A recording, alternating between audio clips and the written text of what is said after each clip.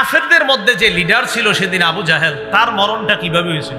বাইনামা আনা ওয়াকিফুন ইয়াউমা বাদরিন ফিস সাফ ফাইদা আনা বিগুলামাইন মিনাল আনসার হাদিসাতিন আসনালুহুমা। বদর যুদ্ধের দিন আমি সারিতে দাঁড়িয়েছিলাম, দলে দাঁড়িয়েছিলাম, কাতারের মধ্যে দাঁড়িয়েছিলাম। ফানাজারতু আন ইয়ামিনি ওয়া আন শিমালি, ডানে তাকাইলাম, বামে তাকাইলাম।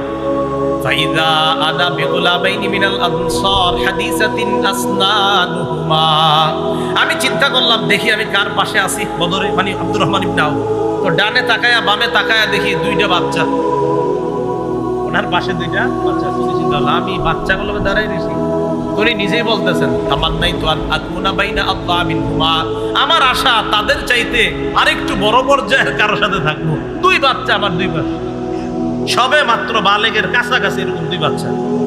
আমার দিকে সবাই তাকান। ফাগামাজা আহাদুহুমা ফাগামাজানি আহাদুহুমা, দুইজনের একজন আমার এমনি খোঁচা দিস, খোঁচা দিয়া কয়, চাচা হাল তারিফু আবা জাহলিন ইয়া আম, চাচা আবু জাহেলরে চিনেন? আস্তে আস্তে কইতেছে, পাশেরটা যাতে না শুনে।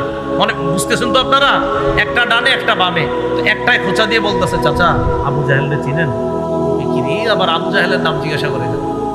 তো আমি বললাম, মা হাজাতুকা ইলাইহি ইবনা আখি, ভাতিজা আবু জাহেলরে তোমার কি দরকার? বাচ্চা জবাব দেয়, উখবিরতু আন্নাহু ইয়াসুব্বু রাসূলুল্লাহি সাল্লাল্লাহু আলাইহি ওয়াসাল্লাম, আমার কাছে এই সংবাদ আসছে সে নাকি আমার নবীরে গালি দেয়। লাইন রাআইতুহু, আল্লাহর কসম আমি যদি তারে দেখতে পাই, লা ইউফারিকু সাওয়াদি সাওয়াদাহু হাত্তা ইয়ামুতা আল আজালু মিন্না, আমি যদি তাকে দেখতে পাই হয়তো সে মারা যাবে, না হয় আমি মারা যাব, এর আগ পর্যন্ত তার দেহ আমার দেহ থেকে আলাদা হবে না। ওরে আমি ছাড়বো না। আপনি খালি বলেন আবু জাহেলটা কে? খোঁচা দিয়া বলতেছে।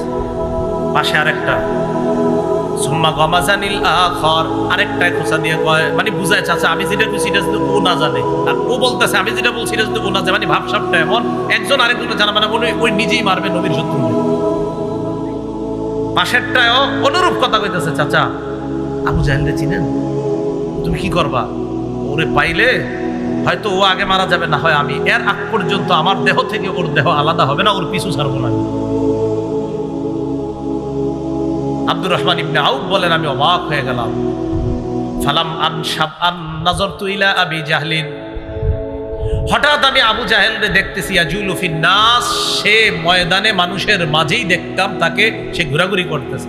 আমি বলে দিলাম, ওই যে আলা ইন্না হাদা সাহিবুকুম আল্লাযী সালতুমানি, তোমরা আমাকে যার ব্যাপারে জিজ্ঞাসা করলা, ওই যে এটা।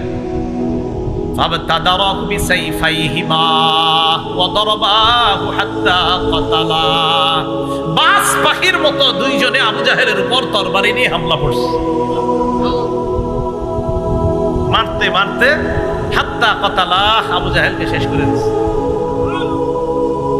আবু জাহেল মারা যাবে যাবে অবস্থা, যেই দুইজন মারছে খুব মনে রাখবেন, এই দুইজনের নাম বুখারীতে দুইটা বর্ণনা আসছে। এক বর্ণনা আসছে দুজনের নাম মুআজ, বলেন দুজনের নাম কি? হাদিসে আসছে কানা ইবনা আফরা ওয়া ইবনা আমর ইবনুল জামুহ, দুজনের নাম মুআজ, একজনের নাম মুআজ ইবনু আফরা, আরেকজনের নাম মুআজ ইবনু আমর আল জুমাহ। তাহলে একজনের নাম মুআজ, বাপের নাম আফরা, আরেকজনের নাম মুআজ, তার বাপের নাম আমর ইবনুল জামুহ। আরেকটা বর্ণনায় আসছে ইবনা আফরা, তারা দুইজনই এক বাপের ছিল, দুইজনই এক বাপের সন্তান, দুই ভাই, আপন দুই ভাই। তো যাই হোক, আমরা ওইদিকে ইয়ে করে লাভ নাই, ইতিহাস যা আছে সেটা বুখারীতে দুটোটা বর্ণনা আসছে। একটাতে আসছে একই বাবার দুই সন্তান, আরেক বর্ণনা আসছে না, একজনের আব্বার নাম আফরা, আরেকজনের আব্বার নাম আমর ইবনুল জামুহ। তো মারার পর আবু জাহেল আপনার মুমূর্ষ অবস্থা, মারা যাবে যাবে, মানে এখনো মরতেছে না। বুখারীর আরেকটা বর্ণনা শুনেন, 3962 নম্বর হাদিস। রাসূলুল্লাহ সাল্লাল্লাহু আলাইহি সাল্লাম বললেন, মাইয়ানজুরু মা সানা আবু জাহলিন, এই কেউ আসো আবু জাহেলের অবস্থা কি একটু দেখো তো, এখন তো হালাত খারাপ, আবু জাহেলের অবস্থাটা কি কেউ কি জানাতে পারবো আমারে? আব্দুল্লাহ ইবনে মাসউদ বলেন, ফানতালাকা ইবনে মাসউদ রাদিয়াল্লাহু তাআলা আন, আব্দুল্লাহ ইবনে মাসউদ বের হয়ে গেলেন, যাওয়ার পর দেখে আবু জাহেলের অবস্থা খারাপ। দরবাহু ইবনা আফরা, এই বর্ণনা আছে আফরার দুই ছেলে তাকে হত্যা করছে।